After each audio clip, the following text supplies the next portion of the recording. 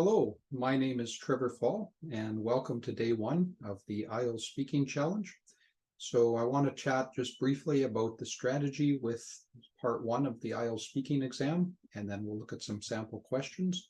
So I'm just going to share the screen, and we'll talk through some of this. Okay. So with IELTS Speaking, then there's three sections, and in part one, the focus or the goal for you is to become very comfortable with common topics that are usually discussed when you first meet someone. So we call these small talk, meaning you first meet someone, you chat a little bit, and then from there, you move into either a deeper conversation or you end the conversation and go off.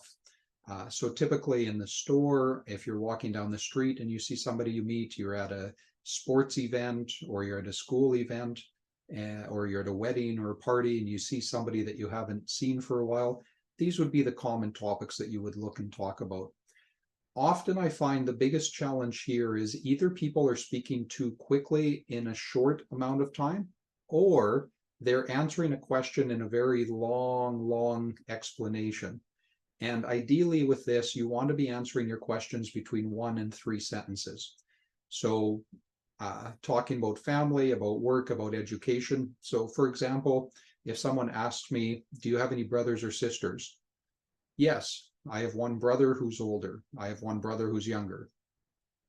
Oh, okay. Do they have any children? Because obviously I'm not a teenager, I'm not a young adult. So then I could say, yes, they have, my older brother has 4 children and my younger brother has 2 children.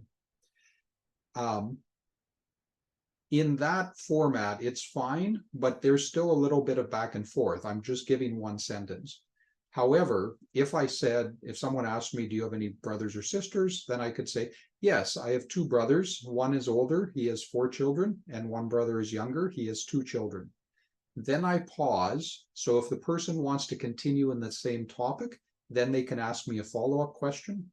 Otherwise, now they're free to move on to a different topic.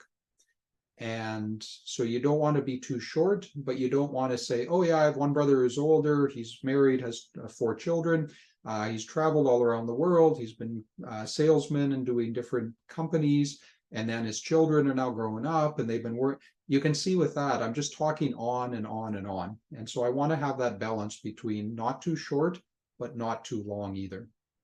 So some common topics in this area are work, family, education, sports. And so with the PDF that you can either find in the comments, or you can send me an email and I can send to you, there's suggested questions. Do you have a large or small family? What do you like to do together? How much time do you spend with your family? Do you get along well with them? Work, what do you do?